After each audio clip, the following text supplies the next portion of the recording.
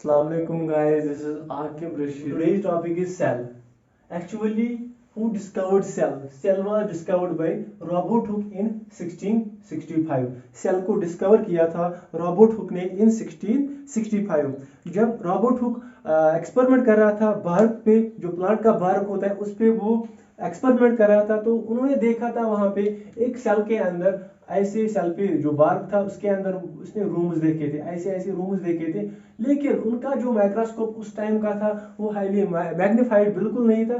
तो उसकी वजह से उन्होंने बोला था जो ये रूम्स हैं इनमें कोई मूवमेंट नहीं दिख रही, बट उन्होंने नाम दिया इसका सेल। मूवमेंट उन्होंने बिल्कुल नहीं दिखी, तो उन्होंने इसका सेल नाम दिया, बोला जो ये सेल है ये नॉन लिविंग है, बिल्कुल नॉन लिविंग है, इनमें कोई मूवमेंट नहीं है। उसके बाद लेवन हुक आ गया। लेवन हुक ने बोला नहीं भाई, जो ये सेल है ये लिविंग है। क्यों बोला लिविंग है? क्योंकि उनके पास हाईली मैग्नीफाइड माइक्रोस्कोप था। जब उन्होंने ऑब्जर्व किया उसको, इस भाग को, तो उसने देखा इसके अंदर जो ये रूम्स हैं इनके अंदर मूवमेंट दिख रही, तो उन्होंने बोला जो सेल है ये लिविंग है। ठीक है, अब हम देखेंगे डेफिनेशन ऑफ सेल।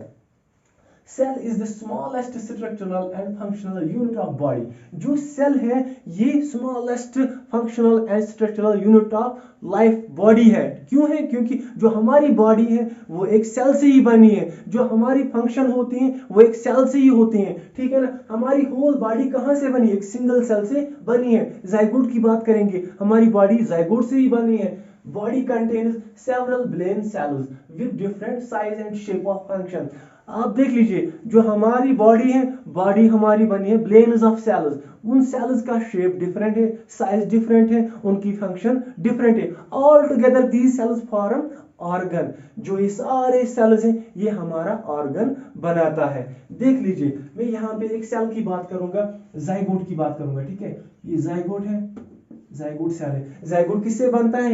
ये दो, एक तो फीमेल सेल से बनता है और मेल स्पर्म से बनता है। उनको फ्यूजन होने के बाद हमारा एक जाइगोट बनता है। देखिए, ये जाइगोट जो है ये डिवीजन करेगा, माइटोसिस करेगा, यहाँ पे बहुत सारे सेल्स बनेंगे। ये सेल्स एक दूसरे के साथ कनेक्टेड होंगे, जैसे ब्रिक्स होते हैं एक दूसरे के साथ connected. In the same way ये सेल्स एक दूसरे के साथ कनेक्टेड हो जाएंगे, ये बनाएंगे टिश्यू। क्या बनाएंगे? टिश्यू। जब टिश्यू बनाया, टिश्यू के बाद ये ऑर्गन बनाएंगे। क्या बनाएंगे? ऑर्गन बनाएंगे। जब इन्होंने ऑर्गन बना लिया, फॉर एग्जांपल ये स्टोमक है, ये स्टोमक है, ये स्टोमक किससे बन गया? टिश्यू से बन गया। जब स्टोमक बन गया, एक ऑर्गन बन गया, अब ये ऑर्गन सिस्टम बनाएंगे, क्योंकि यहाँ पे स्टोमक के साथ इंटेस्टाइनस भी अटैच्ड होते हैं, स्मॉल इंटेस्टाइनस होते हैं। ठीक है, एलिमेंट्री कैनाल होते हैं। ये सारा क्या कहलाता है? एक डाइजेस्टिव सिस्टम। क्योंकि इस डाइजेस्टिव सिस्टम के अंदर बहुत सारे ऑर्गन्स प्रेजेंट हैं। ये ऑर्गन्स कहां से बने? हमारे टिश्यू से बने। टिश्यू कहां से बने? एक सेल से बने, जब उस सेल ने डिवीजन किया। जब ये ऑर्गन सिस्टम बन गया, ऑर्गन सिस्टम के बाद होल बॉडी बनती है, क्योंकि और भी ऑर्गन्स बनेंगे, वो क्या बनाएंगे? एक बॉडी बनाएंगे, फिर हमारी होल बॉडी बनती है। ठीक है, यहां तक क्लियर हुआ? अब देख लीजिए, अब हम बात करेंगे सेल थ्योरी के रिगार्डिंग। सेल थ्योरी क्या है? Developed by microbiologists Schleiden and Schwann about properties of all living things. इन्होंने एक सेल थ्योरी डेवलप की है, शेलिडियन एंड शुमान ने। इन्होंने बोला जो सेल्स होते हैं, जो सेल्स होते हैं इनके प्रॉपर्टीज क्या होते हैं। इन्होंने बोला all living things are made up of cells and their products. जो भी लिविंग क्रिएचर्स हैं ये सेल्स के बने हुए और उनके प्रोडक्ट्स के बने हुए हैं।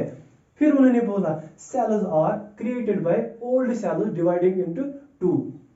जो न्यू सेल्स होते हैं वो कहां से बनते हैं? वो ओल्ड सेल्स से बनते हैं, और जब ओल्ड सेल्स खत्म होते हैं तो उनसे पहले न्यू सेल्स बनते हैं, वो डिवाइड करते हैं। ठीक है, उन्होंने और एक बात बोली, cells are basic building blocks of life. जो सेल्स होते हैं ये basic building blocks of life होते हैं। आप यहाँ पे देख सकते हो, जाइगोट एक सेल थी, तो इन्होंने कैसे टिश्यू बनाया, फिर इससे कहां से ऑर्गन बन गए, ऑर्गन सिस्टम बन गए, होल बॉडी बन गई। तो you can say it is a building block of life. अब मॉडर्न कॉन्सेप्ट पे जाते हैं। It was old concept.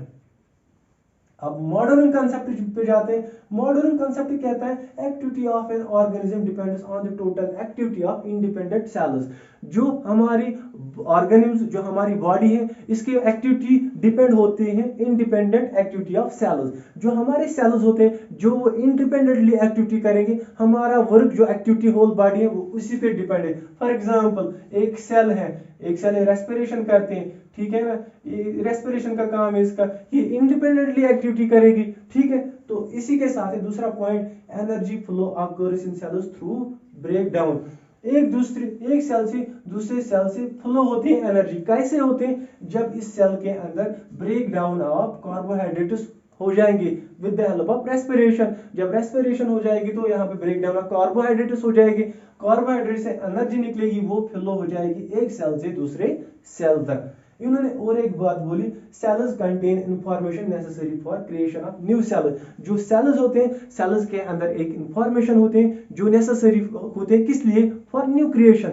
आप एग्जांपल ले सकते हो डीएनए। डीएनए जो होता है उसके अंदर होता है जेनेटिक मटेरियल, होता है जेनेटिक इंफॉर्मेशन होती है। वही इंफॉर्मेशन एक सेल से दूसरे सेल में ट्रांसफर होते हैं। क्योंकि हम बात कर सकते हैं ऑफस्प्रिंग की, एक मदर पेरेंट, उनकी जो जेनेटिक मटेरियल होता है वो उसके ऑफस्प्रिंग में ट्रांसफर होते हैं। क्यों होते हैं? वो सेल्स थ्रू होते हैं ट्रांसफर उनके ऑफस्प्रिंग में। चलिए गाइस, अब हम बात करते हैं स्ट्रक्चर ऑफ सेल। सेल के अंदर क्या क्या स्ट्रक्चर्स प्रेजेंट होते हैं। अभी जब हम बात कर रहे हैं, हम एनिमल सेल की बात कर रहे हैं, प्लांट सेल की बात नहीं कर रहे हैं। देखिए, जो एक सेल होती है उसके अंदर सेल मेम्ब्रेन होता है। अगर हम प्लांट सेल की बात करेंगे तो वहां पे सेल वॉल होता है, और भी एक्स्ट्रा सेल ऑर्गेनेल्स प्रेजेंट होते हैं उसके अंदर, ठीक है। चलो हम यहाँ पे एक सेल बनाते हैं, एनिमल सेल। ये एक एनिमल सेल है। देखिए, ये जो आउटर मोस्ट कवरिंग है इसको हम बोलते हैं प्लाज्मा मेम्ब्रेन।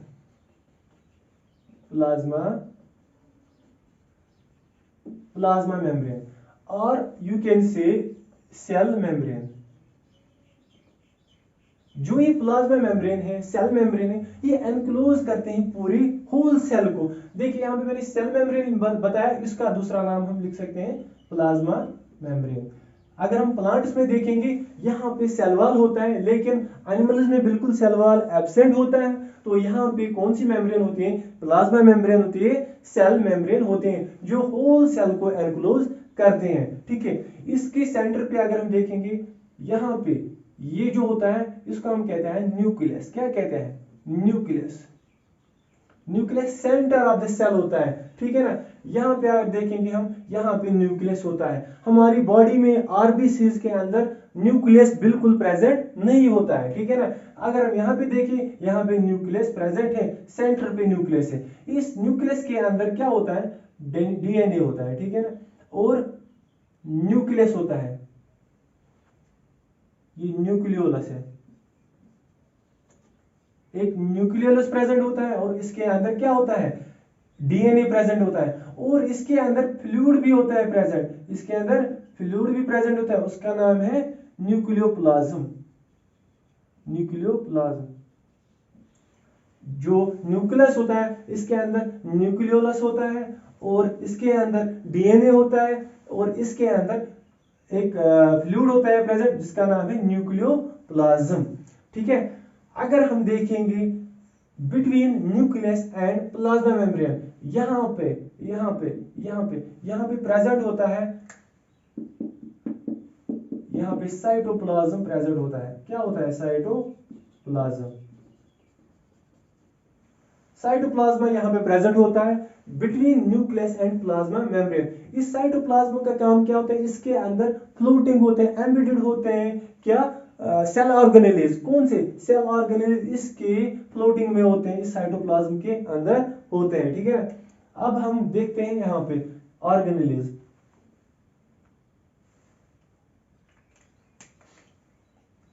यहाँ पे देख लीजिए, माइटोकॉन्ड्रिया।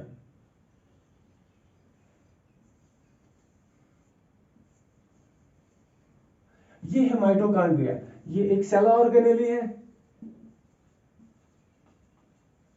इसका दूसरा नाम क्या है? माइटोकॉन्ड्रिया का दूसरा नाम है powerhouse of the cell.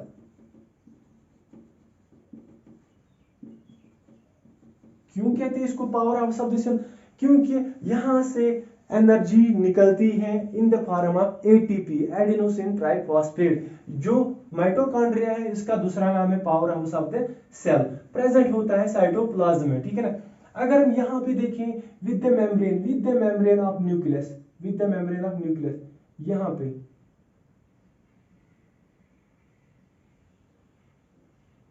यहाँ पे प्रेजेंट होता है एंडोप्लाज्मिक रेटिकुलम। जो एंडोप्लाज्मिक रेटिकुलम ये बिल्कुल कनेक्टेड होता है with the membrane of the nucleus, यहाँ पे न्यूक्लियस के साथ प्रेजेंट होता है, इसका नाम है एंडोप्लाज्मिक रेटिकुलम, ER।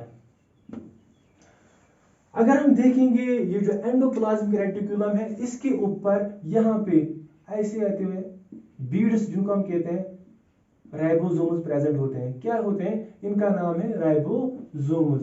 ये राइबोसोम्स कहां पे प्रेजेंट होते हैं? ये होते हैं एंडोप्लाज्मिक रेटिकुलम में। अगर यहाँ पे एंडोप्लाज्मिक रेटिकुलम के ऊपर ये राइबोसोम्स प्रेजेंट है तो इसको हम कह सकते हैं RER, रफ एंडोप्लाज्मिक रेटिकुलम। अगर यहाँ पे राइबोसोम्स प्रेजेंट नहीं है तो इसको हम कह सकते हैं स्मूथ एंडोप्लाज्मिक रेटिकुलम, SER, ठीक है। इस होल को कहते हैं एंडोप्लाज्मिक रेटिकुलम, ठीक है। अब हम यहाँ पे दिखाएंगे, यहाँ पे प्रेजेंट होते हैं गोल्गी एपैरेटस। देखिए इसको हम कहते हैं गोल्गी एपैरेटस। इसका दूसरा नाम है post office, postman, post office, post office. क्यों इसका पोस्ट ऑफिस नाम है? देखिए क्यों। जो गोल्गी एपैरेटस होता है, जब मैंने यहां पे दिखाया था राइबोसोम्स, इन राइबोसोम्स का काम क्या होता है? इनका काम होता है प्रोटीन सिंथेसिस। जो राइबोसोम्स यहाँ पे प्रेजेंट थे इनका काम होता है प्रोटीन सिंथेसिस, प्रोटीन फॉर्मेशन। वो प्रोटीन जब यहाँ से बनते हैं तो उन प्रोटीन्स को ट्रांसपोर्ट करता है एंडोप्लाज्मिक रेटिकुलम। जब इसने ट्रांसपोर्ट किया तो ये किसके पास भेजता है? गोल्गी एपैरेटस के पास। कहां पे? गोल्गी एपैरेटस के पास इन प्रोटीन्स को भेजता है। जो गोल्गी एपैरेटस होता है इसका नाम है पोस्टमैन, पोस्ट ऑफिस। क्योंकि यहाँ पे इसकी सॉर्टिंग होती है, इन प्रोटीन्स की सॉर्टिंग होती है कि कहाँ पे सेल को जरूरत है प्रोटीन्स, कहाँ पे सेल को जरूरत है प्रोटीन्स, वहां तक ये गोल्गी एपैरेटस छोड़ के आता है उन प्रोटीन्स को। पहले प्रोटीन्स कहाँ पे बनते थे? यहाँ पे राइबोसोम्स के पास बनते थे, और एंडोप्लाज्मिक रेटिकुलम के पास बनते थे। फिर वो एंडोप्लाज्मिक रेटिकुलम उन प्रोटीन्स को गोल्गी एपैरेटस के पास लेके जाता है। यहाँ पे मैंने बताया था न्यूक्लियोलस। जो ये न्यूक्लियोलस है यहाँ से भी प्रोटीन कंपोनेंट्स निकलते हैं। वो प्रोटीन कंपोनेंट्स यहाँ राइबोसोम के पास चला जाता है और यहाँ पे प्रोटीन्स कंप्लीटली बनते हैं, ठीक है। अब और एक cell organelle that is lysosomes. जो ये लाइसोसोम्स है इनका काम क्या होता है? इनका काम है, इनका दूसरा नाम है सुसाइडल बैग्स। सुसाइडल बैग्स क्यों इनको कहते हैं? जब एक सेल डाई होती है, खत्म होती है, डेड होती है, तो ये उस सेल को खा जाता है, क्योंकि वहां पे इंफेक्शन हो सकता है अगर सेल ऐसी ही रहेगी डेड सेल। इसलिए यहाँ पे सुसाइडल बैग्स प्रेजेंट होते हैं, ये इस सेल को एनगल्फ करता है, डिके करता है, खा जाता है। So this was all about cell. अगली लेक्चर में हम बात करेंगे इन ऑर्गेनेल्स की, बात करेंगे one by one. Cell membrane की बात करेंगे, फ्लूइड मोज़ेक मॉडल की बात करेंगे, न्यूक्लियस की बात करेंगे, माइटोकॉन्ड्रिया की बात करेंगे, माइटोकॉन्ड्रिया की स्ट्रक्चर्स की बात करेंगे। Thank you.